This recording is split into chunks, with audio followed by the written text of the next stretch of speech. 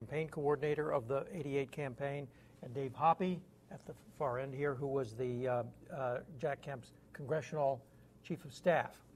I want to ask, walk Charlie a little bit, and all of you can chime in with your memories of all this, but about the decision to play in the Michigan caucuses in August of '86, which John Buckley thinks was the big strategic disaster of the campaign, setting you off on a bad course to begin with. So how did that decision get made, and in retrospect, do you think it was that great a disaster?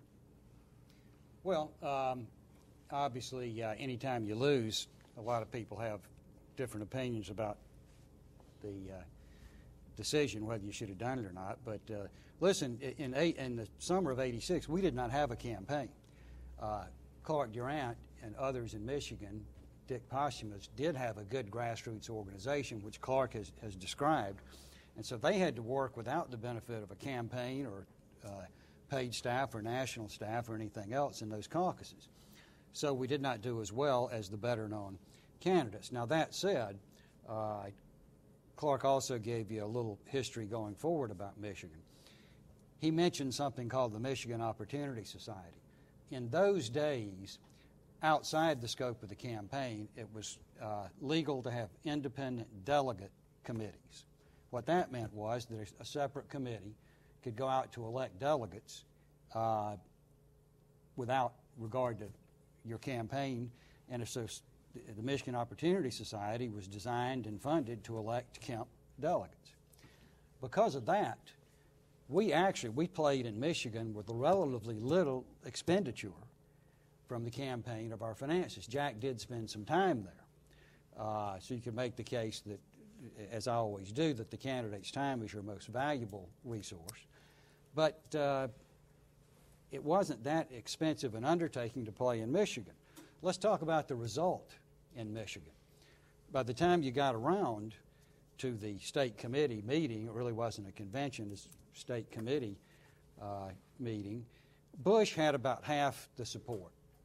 Depending on how you polled it, he was in a range of 50 or a little over 50%.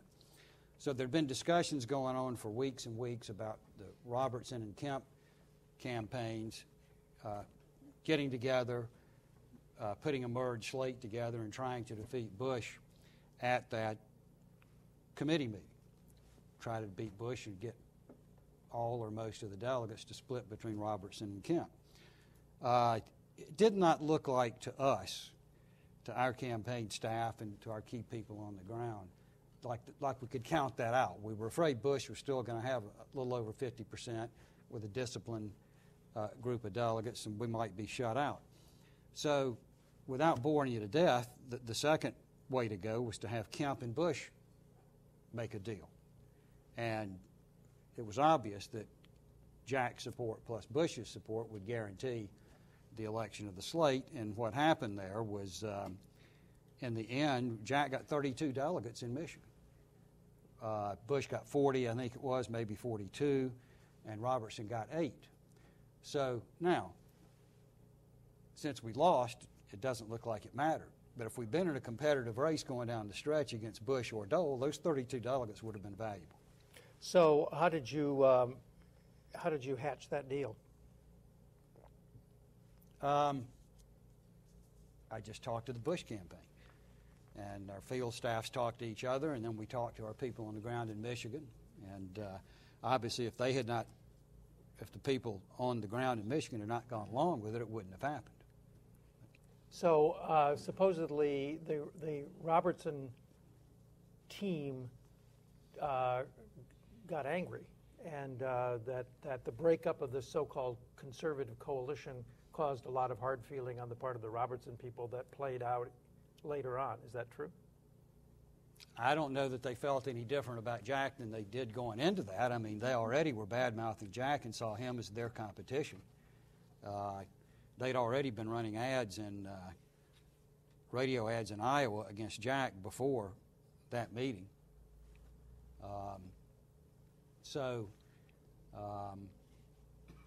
It's back to this question of Jack Kemp would love to run a campaign that was totally positive, optimistic, and doesn't alienate anybody, but that's not the game of presidential nominating contests, and I'm sorry if Pat Robertson's upset about it. I read that after Hadn't that, said anything to me, but you know.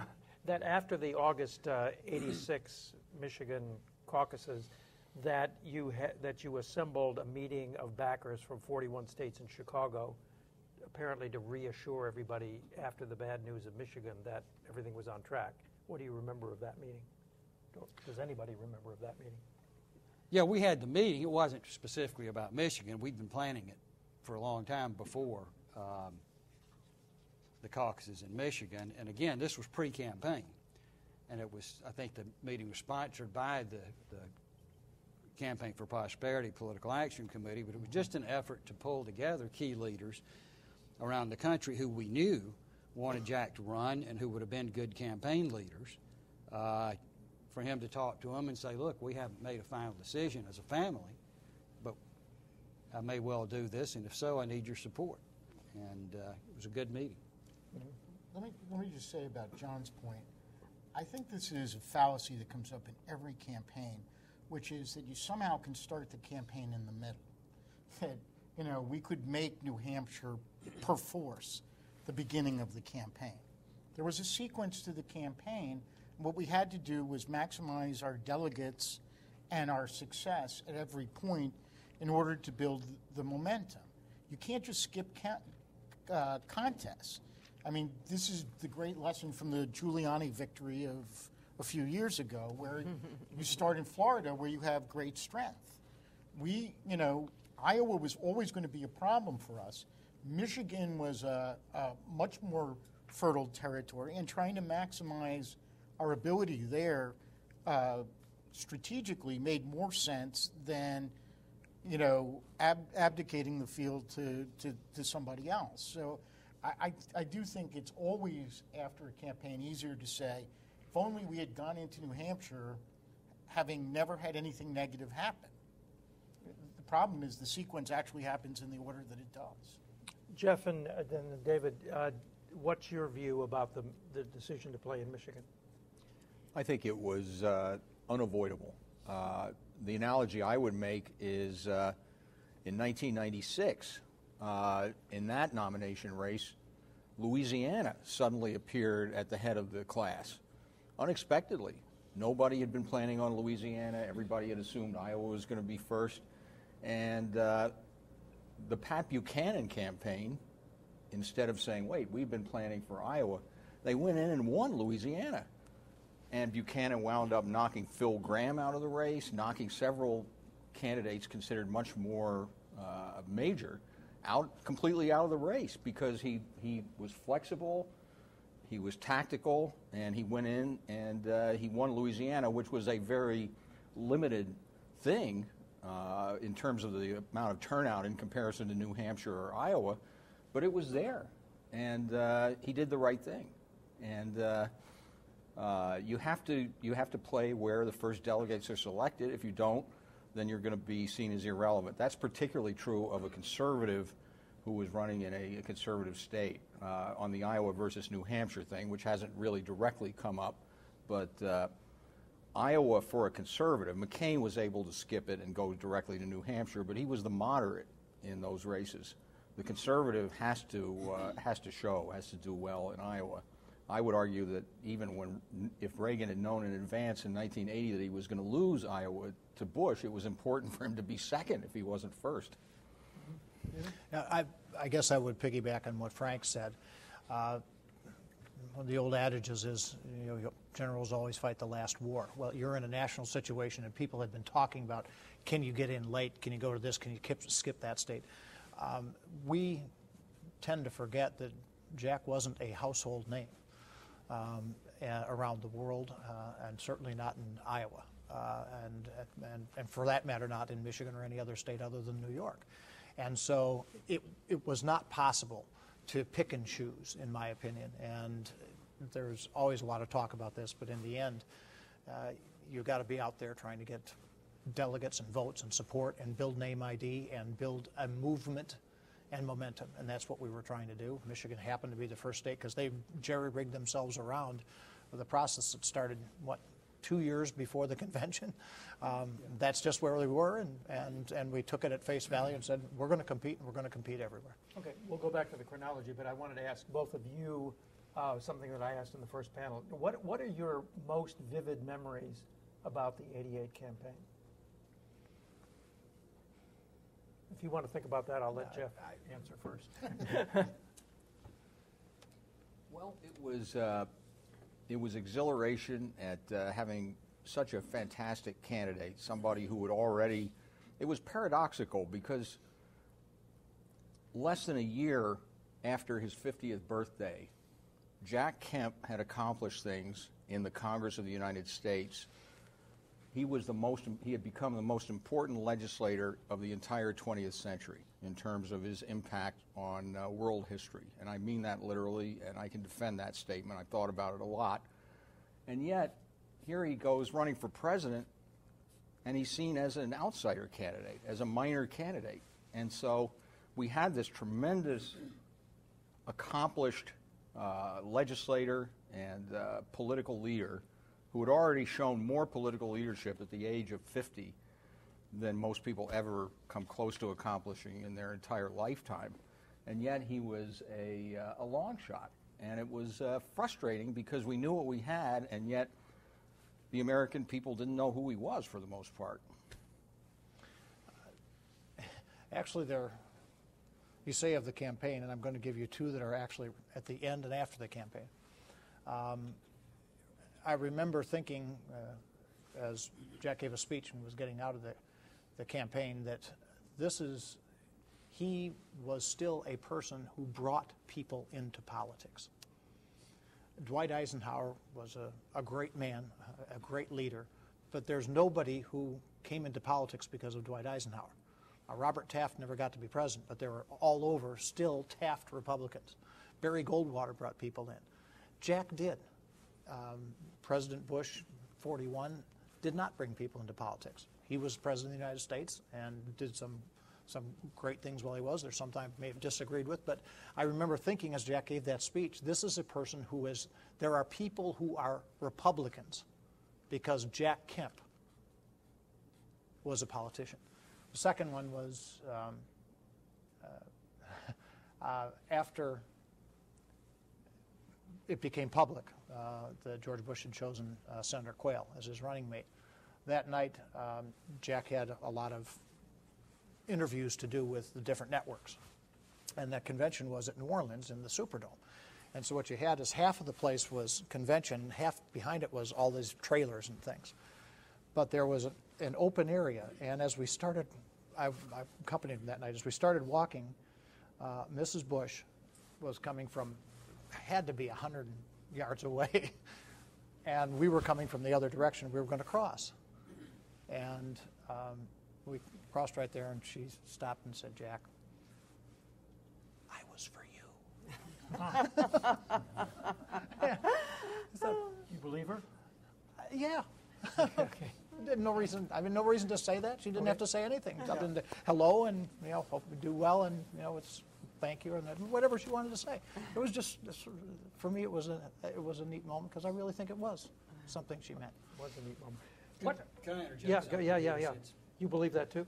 Well, since you've said we're supposed to be talking history here and facts and not political spin. First of all, I've been around the Bushes enough to believe certainly she could have had a different opinion than her husband. That's happened before. But I was involved a little bit when President Bush selected Jack for the cabinet. And it took a little bit of persuasion by people who were fans of Jack's and friends of Bush had to go persuade the president that Jack could be loyal as a cabinet officer. He liked Jack, he admired Jack, but he just thought Jack was his own man. And he didn't know what he might wake up one day and read in the newspaper if Jack was vice president or in the cabinet. To his credit, he took a risk and put Jack in the cabinet, and Jack was the star of the cabinet, and in that role helped further opportunity for the Republican Party. But since I know that was a fact about the cabinet selection, I could see the same reason for why President Bush might have hesitated to pick Jack as a running mate. Okay, we'll go to the veep issue at the end of this.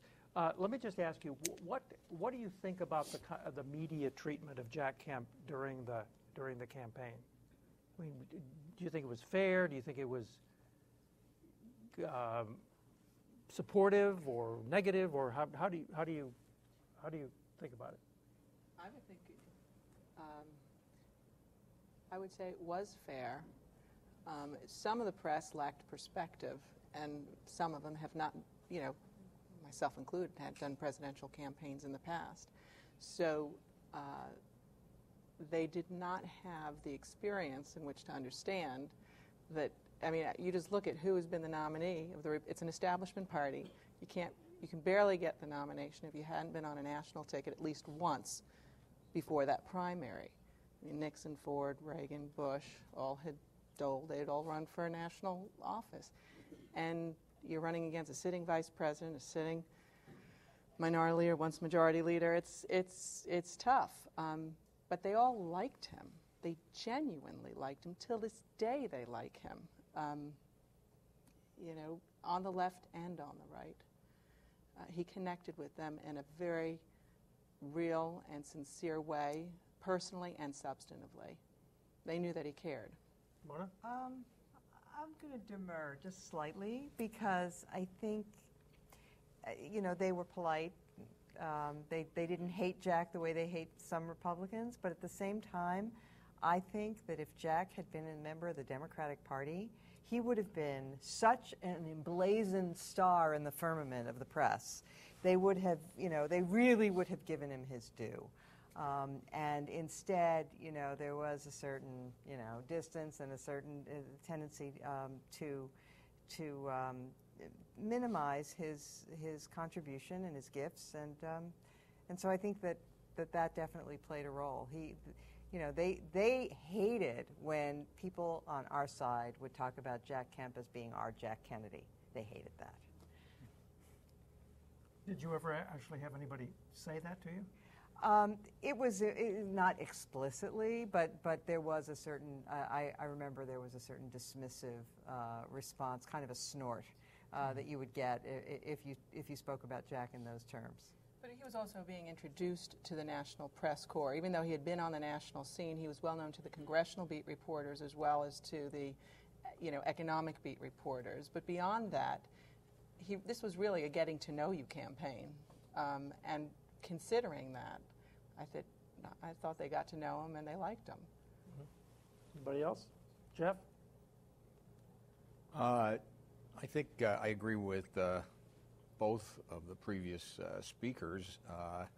I think I remember working with Reagan on the tax cut.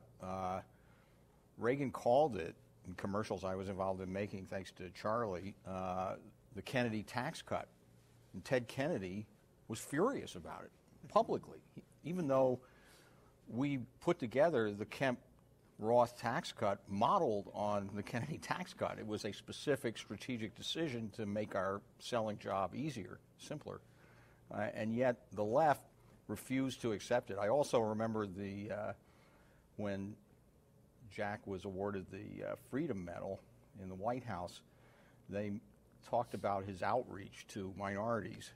They didn't mention supply-side economics or the tax bills, the 1981 or 1986 tax bills. So although Jack was a well-liked figure, there's an element of denial in his true accomplishments, the way he changed tax policy and the attitude to growth all over the world. It's just like a non-event in the media to this day. Well, let me just, concluding this, posit a couple of things. It would seem to me that even though Jack was a winning person and fun to be with and all of that, that there were issues that the mainstream media would have problems with. One is Reagan tax cuts, to begin with, right to life, a hawkish foreign policy, so that I just wonder whether the personal liking of him wasn't diminished somewhat by the fact that they disagreed with him on policy. Yeah, I think that's right. It's kind of what Mona said, but let me put it this way. I don't know of any congressman who ever announced for president and got national coverage and got treated seriously as a candidate like Jack did. Nobody else. They gave him a chance, but at the same time, the press is, by and large, I have to exclude Mort here, by and large, they're focused on horse race coverage. And so the horse race, if it looks like a Bush-Dole horse race, if you don't come up on the outside and catch one of them pretty soon, you don't get covered at all. But reporters respected Jack. They thought he was honest and sincere. I think a lot of them did disagree with him, and occasionally you'd get a little snippy paragraph about something, but he got better treatment than anybody else running from that position would. Okay. Now, we didn't have anybody from Iowa, so Charlie, talk about the Iowa campaign, what you had in the way of organization, who your leadership was, and specifically what did Scott Reed do? Well, Scott was, at that time, Scott had handled part of the Northeast for Reagan. He was a very experienced field person and probably our best. Well, we had a lot of good ones, but probably the best person to go in and do that kind of caucus organization was Scott. We had a lot of people on the ground in Iowa, not big names, but we had legislators and we had some of the Right to Life leaders. The people who thought of themselves as evangelicals first, as opposed to Right to Life first, tended to go with Robertson. But we had a good enough organization to turn out the votes that we had. What changed the game in Iowa was that Robertson brought in thousands of people who didn't normally go to the caucuses. And so, therefore, your vote goal for how to finish third in Iowa turned out to have to be a lot higher than our goal was. We tried to make it up, but we couldn't. And I mean, you had a warning from the straw poll. Where, yes. And so what did you do? This is September of '87 to January of '88. What did you try to do to counter what you knew was coming? Well, we put more people in there. We put a little more money than we had planned in there, didn't we, Frank? And we were trying to split Jack's time so that he really spent about half his time in New Hampshire and maybe a quarter in Iowa and a quarter everywhere else. We beefed that up some. We still never shortchanged New Hampshire, but we changed our vote goal. Scott came up with a new vote goal, and we just about achieved the vote goal. It's just Robertson poured in, and I speak as a Southern Baptist evangelical. All these people getting off buses and going to their precinct caucuses just overwhelmed us. So at what stage was there discussion within the campaign that Jack should get out? Beginning after New Hampshire. Mm-hmm. And how did the discussions go? Who were the discussions with? Who was pushing it? Who was against it? Well, I think we all talked among ourselves about it, and not everybody had shared the same opinion. What was your opinion? Well, I thought he ought to get out after New Hampshire. Mm-hmm. But that was based on experience and also on the fact that we had committed not to go into debt. I would have hated not to have given our friends like Henry McMaster and Rusty a chance to see what they could do. But again, the only reason people keep me around is history. I've been through 9 of these things. And in fact, that one was my 5th one. And I knew that if you didn't make the cut after New Hampshire, if you weren't in the top 2, you probably weren't going to be covered by the press or be competitive. That said, we had enough money to continue through South Carolina. We even ran some ads in South Carolina, $200,000 worth, as I recall. And Jack wouldn't hear of getting out after New Hampshire. He said, let's go through to South Carolina. We did. I'll let these guys speak because they were in these conversations, but I think I'm the reason that Rusty got that phone call on Saturday night from South Carolina, because I said, okay, Jack, now, after South Carolina, we really don't have a chance, and we don't have money to spend in the next few days. And he didn't want to let down the people who'd worked so hard in the Super Tuesday states. So from that standpoint, he did the right thing. But obviously it didn't yield any political result. Jeff? Well, I agreed with Charlie. My memory is I agreed with Charlie at the time that if you finish a distant third in New Hampshire, you're not going to win the nomination. You're not going to come back, and you might win a primary or two somewhere down the road, but you're not going to win the nomination. But I don't remember being in a serious discussion about it, because I knew right from the beginning that Jack was determined to go on. And so we were all loyal to him, and we wanted to help him go on and take his last shot in South Carolina. Personally, I didn't think he had too much of a chance.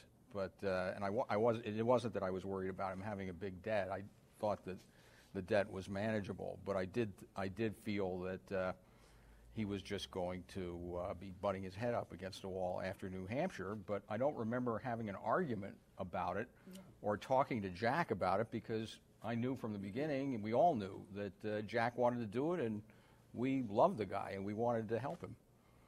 Did he want to do it because he thought he could win, or because he wanted to carry the message, or because he didn't want to disappoint the people who had been working for him, or all of the above? Well, I think, and Dave will have some observations about all this in a minute, but it was a combination of feeling loyalty to the people, and I just think, we were down 35-0, but there was still 4 minutes left in the fourth quarter in his mind, and he damn sure wasn't going to walk off the field. No, I think that's right.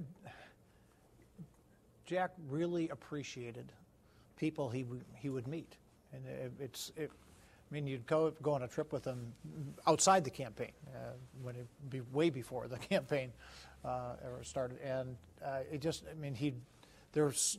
there were some people he'd meet and just lock onto.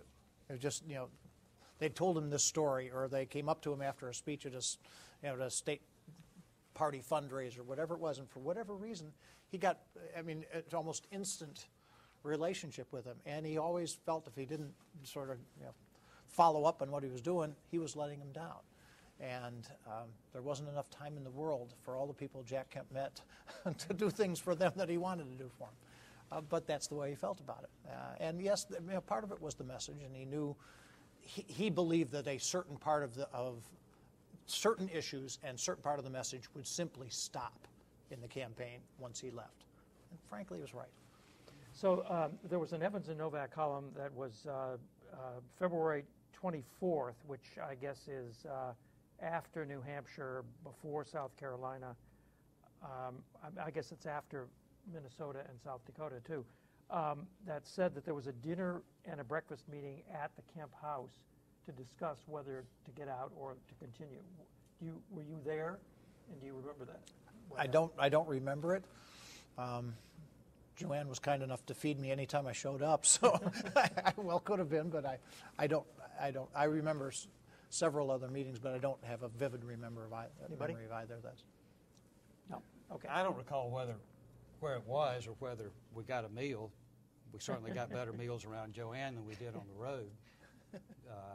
But I just wondered whether there was a sort of a conclave where a decision had to be reached, and there was a process. Not all at once. And again, Jack had a lot of friends and treated a lot of people as advisors who he respected. So, he called Trent Lott, he called Newt, he called Ben Weber. They might have been at the house, I don't remember. He talked to Dave, he talked to me. I had told him what I thought. He called some other people to check it out.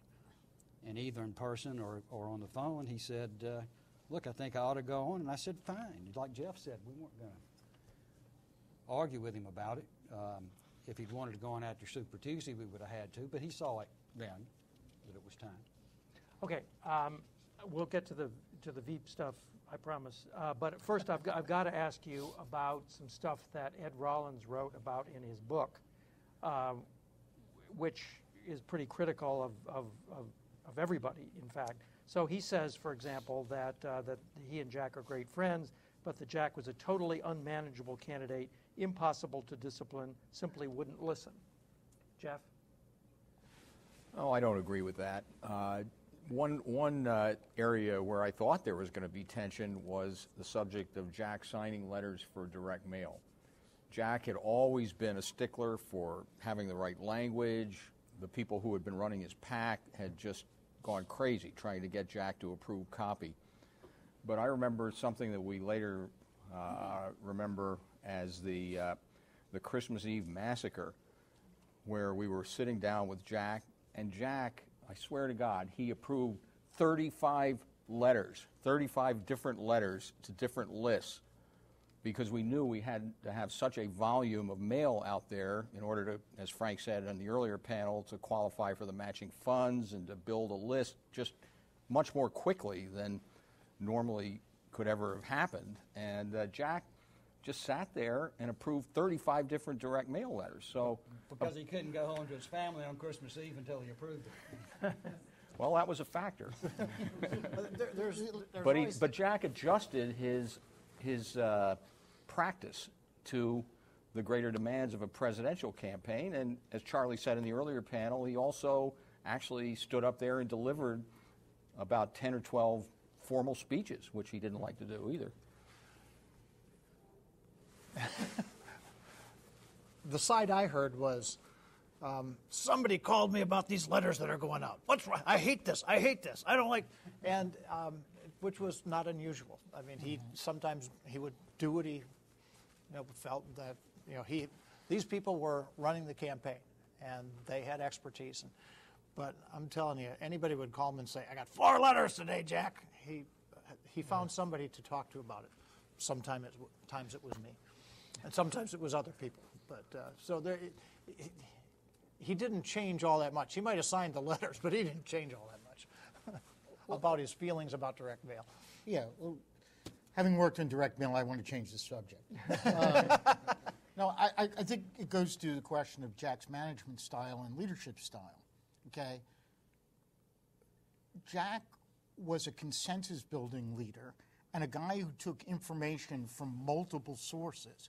And what he did, he never, in my experience, wrote anything without asking 10 other people to comment on it. And he used the tension of that to make better decisions, okay?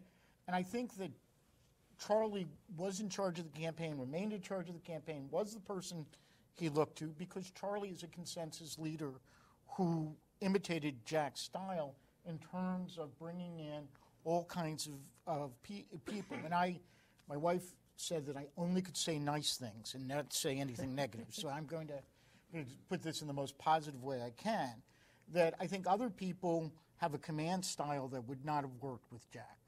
That Jack was somebody who was his own man, and that was the essence of what made him really phenomenal. He decided on things outside what everybody else thought was within the boundary of deciding. The tax policy was completely outside, but he sought information from people who weren't thought to be the experts, and he consolidated that and made sound decisions. I think that's how the campaign had to be run, because, as Charlie said, there wasn't just one kitchen cabinet. There was an intellectual kitchen cabinet, there was a congressional kitchen cabinet, there was a familial kitchen cabinet, there was a, and all of them added value to Jack in the way he decided. So I think Ed's totally off base. Was he the decider? Ultimately, when it came to important things, he was the decider, but he took the expertise that Charlie, I think that's one of the reasons he trusted Charlie, was Charlie would get it from a number of sources, bring it to Jack, and I think given the pace of the way things had to go, he accepted that, but not without question. Okay, so Rollins writes that in the summer of '87, Jack asked him to prepare a memo, which he calls the Apocalypse Now memo, about how the campaign was going, and he said everything's a disaster, and that he took the memo to Jack, and Jack read the memo, and Jack said, "I've got to go watch." Well, I guess it must have been in September that he got the memo that he had to go watch Jimmy play football, and that he said to Ed, "You and Charlie work it out," and he never heard back again about the memo. Do you remember this, Charlie? Yes. Tell us about that. Well, first of all, Ed Rollins is a friend of mine. I've worked with him in a number of endeavors, and I respect him. And in most campaigns, there's some disagreements on things.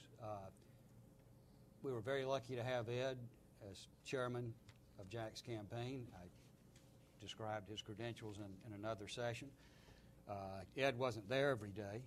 He wasn't able to be there in the headquarters 12, 14 hours a day like some of the rest of us were. I'm not sure he knew everything that was going on. I tried to answer his questions that he raised in the memo, and whether or not he agreed with me, he dropped the questions.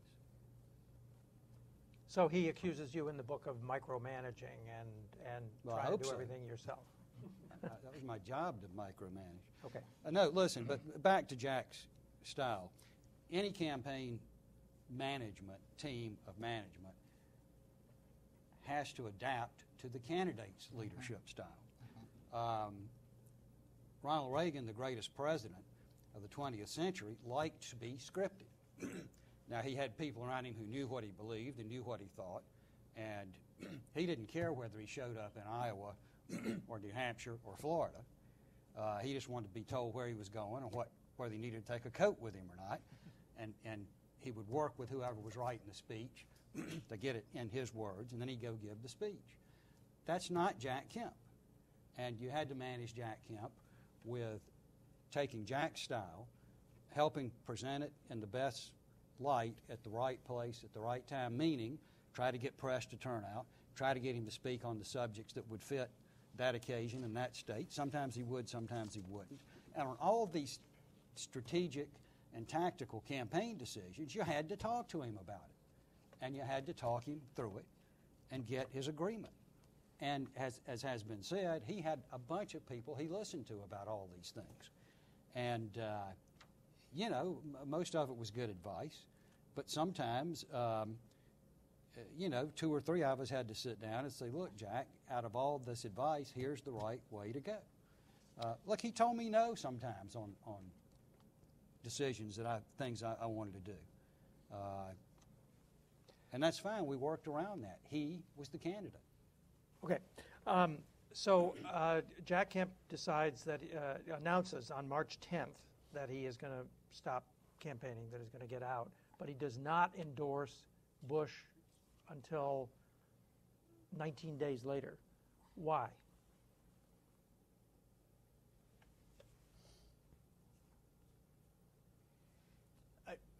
Dave, I don't remember. Let me give what I think is a piece of the answer.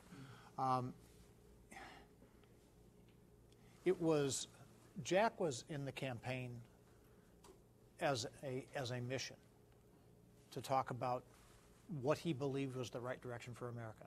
He did not find any of the other candidates. Some shared pieces of it here and there, but he didn't find any of the rest of them doing it. And I remember one thing John Buckley told me. He said the press had told him, we're all going to sit and listen and tell what you say on the day you get into the campaign, and we're going to do the same thing on the day you get out of the campaign.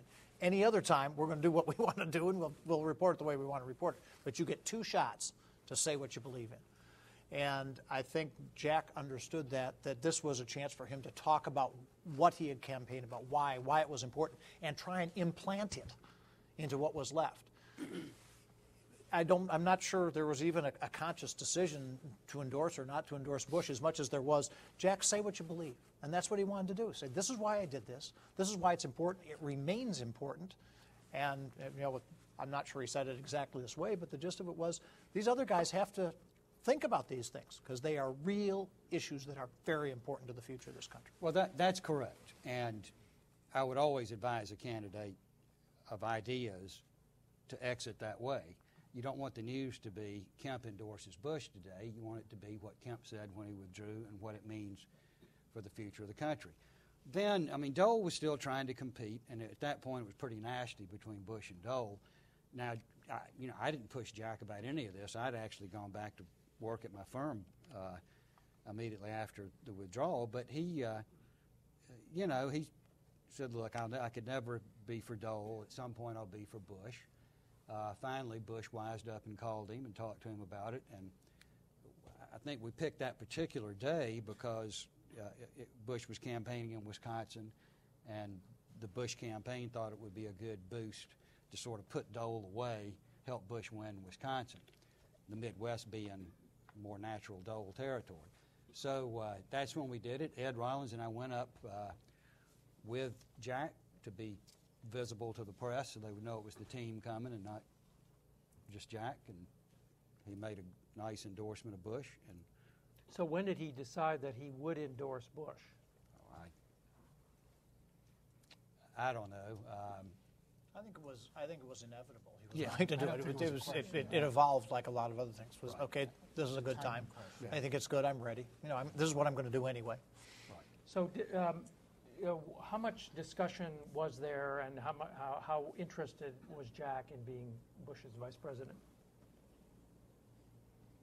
At that time? at any time?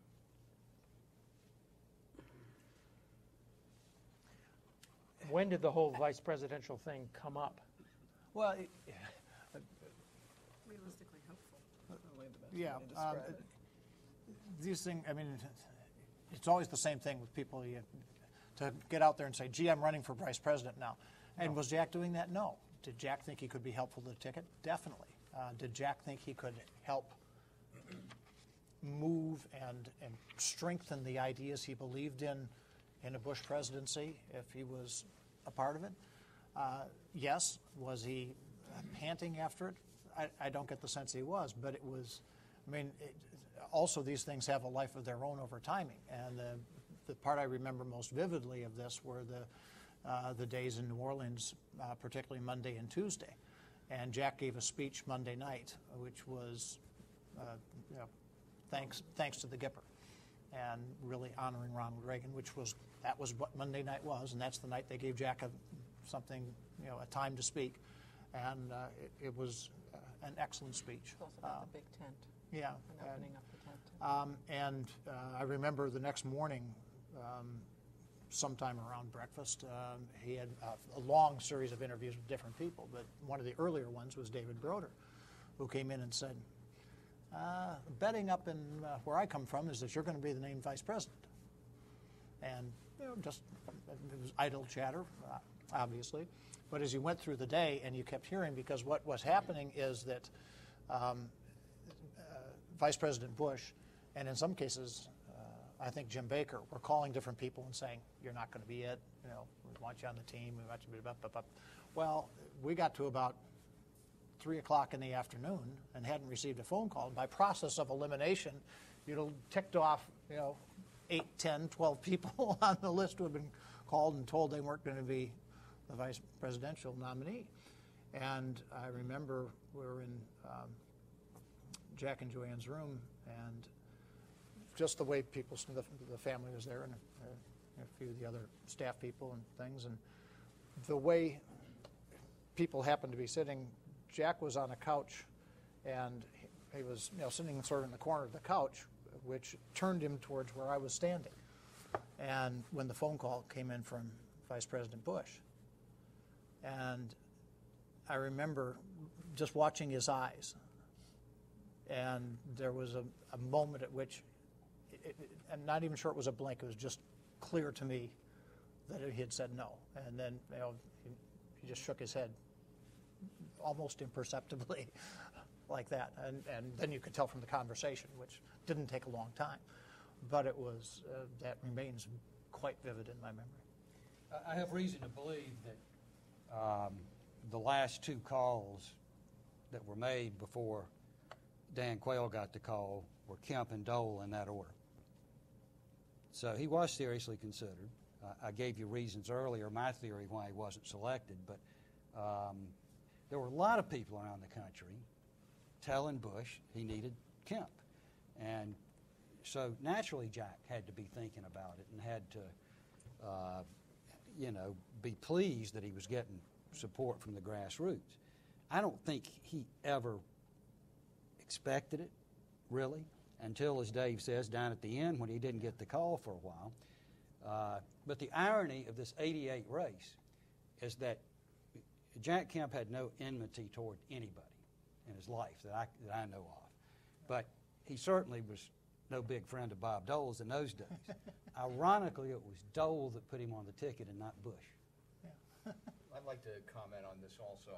And it's just an instinct that I had at the time, and I remember it very vividly. I wasn't at the convention. I wasn't talking to Jack about the vice presidency at all, so it's just based on my gut feeling about, I think he had a mental block about running with Bush. The Monday night speech, which I watched, was very striking in its lack of any mention of the prospective nominee of the party who was about to get nominated 2 or 3 days later. It isn't that he endorsed Bush on March 29th instead of March 10th, but here's the audition. Yeah, Dave is right technically that it was Reagan night and he did his justice to the Gipper, but it's a rather striking thing if you want to be picked for vice president and you're giving a speech Monday night and the choice is going to be announced on Wednesday and you barely mention the guy who could pick you or not. And I think it probably contributed to that feeling that Bush had that had to be overcome even in nominating Jack to the cabinet. It contributed to that. Is this a team player? And I honestly think that Jack he had a mental block or some kind of conflict about whether he really wanted to be Bush's teammate. Okay, I think we're just about done. I want you all to reflect on what Jack Kemp's example has to teach the contemporary Republican Party, or indeed the country, at this moment. Jeff. Well, I kind of stepped on my own closing line, but I honestly believe he was the most important legislator of the 20th century. He changed the world. Just if you take the 2 tax bills of '81 and '86, and Jack did other things in addition to those, but his influence on those 2 pieces of legislation and the way it changed, it ended the progressive income tax, it ended basic socialism all over the world. I think he would have been a fine president if circumstances had been different and he had been elected, but this is a man who was very special. We wouldn't be sitting here if he weren't, and he was a world historical figure who made a tremendous difference in millions, even billions of lives all over the world. Jack taught a whole generation of Republicans, and by the way, the teaching goes on, and what we're doing here will help, that the Republican Party had to stand for policies that included everybody, 100% of Americans, and that we had to go to those constituencies that weren't Republican and didn't believe we wanted to help them, to spend extra time and attention on them to persuade them that we wanted to help them and that they fit in the Republican Party. That civil rights and human rights were as much a part of our party and our message as tax cuts or strong foreign policy. I was asked by a professor at Princeton, Robbie George, to put together a group to kind of address, after Obama was elected, what we could do to kind of revitalize the conservative movement and the Republican Party. And what I realized I was doing was I was trying to channel everything I'd learned from Jack into modern policy outcomes. I think I picture him here laughing at all of you and saying, you're all wrong about the whole talk about the gold standard, because time has proved me exactly right. The Republicans have lost their ability to connect to middle-class voters, to their concerns, to their economics, and I knew all along gold was the answer, and I honestly believe that he would have the courage, the determination to take on a second fight that large to transform not only how we transform tax policy, but transform economic policy. Monetary policy. I think that he would be appalled that there isn't an outreach effort to Hispanic voters. I think he would say this is insanity, that the Hispanic voters are the Reagan Democrats, the Kemp Democrats, who need to be brought into this party. He'd be going, as he liked to say with a Spanish accent, to every barrio in the United States. I think he'd be doing that now. And I think he would be the guy who would continue to connect social issue policy and economic policy. I think he'd be able to speak out on Chen and the one-child policy in China and connect human rights in China with his beliefs about the importance of every human being and how that undergirded his whole sense of why he was pro-life. I think that all of those things are alive today, and they're not combined in a single politician. I think that the country is looking for Jack Kemp. Well said, Frank. We've talked a lot today about Jack's optimism and his inspirational qualities. We haven't talked quite as much, and so I think we should just add this to round out the picture and remember that he was an incredible, passionate Cold Warrior. Wherever there was an oppressed person around the world, they had Jack Kemp on their side, and he spoke up for them on the floor of the House, and he made it part of his, mission to try to make the United States as strong as it could be to lead the freedom forces in the world. He was a passionate supporter of Israel, and he embodied in all of the policies that he promoted the sort of classic three-legged stool that we talk about for Republican politics that are so important. You have to be a foreign policy conservative, you have to be an economic conservative, and you have to be a social issues conservative. He was all of those things and integrated them very naturally because, as Frank said, they grew out of his love of humanity and his belief in people's innate sanctity, that life had sanctity and that every person had potential. But personally, I have to say that right after the 2009 election, when everybody in America was suddenly saying, well, we're in for another New Deal, and it's time for, huge new government programs and a huge stimulus, and that the financial crisis represented the collapse of capitalism and the failure of capitalism. At that moment, I thought, we need Jack. We need Jack to be the one saying that absolutely capitalism is the greatest engine for human progress that the world has ever known. It elevates people up out of poverty better than any other system that's ever been known, and it was that aspect of his message that I think the Republican Party needs to revive, that kind of self-confidence and vigorous defense of free markets and free people. When you have a leader whose ideas are grounded in scholarship and a huge heart, frankly, you're going to come out with some pretty good stuff. And his ideas, and it wasn't just his ideas, the way he was able to marshal forces in the House on both sides of the aisle in a very sportsmanlike way, where people are still on his side today from both sides of the aisle.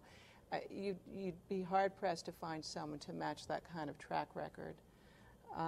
I think if you took a collection of his speeches, in particular the one that he gave at the convention in 1988, where he didn't talk about George Bush, but he talked about the Gipper, but also about how we have to have a big tent and invite people into it.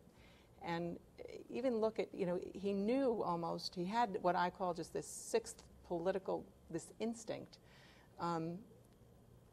And when someone is critical of, him not being a manageable candidate, it's absolutely false, because he really would want to bang out the pros and the cons of every aspect of a decision, such as LULAC. How many Republican primary candidates went to LULAC, one, and it was Jack Kemp.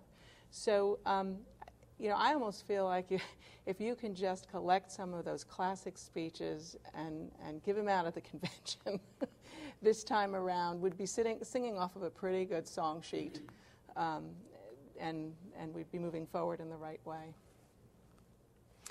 Jack had 2 careers, and in both of them he was a competitor. And he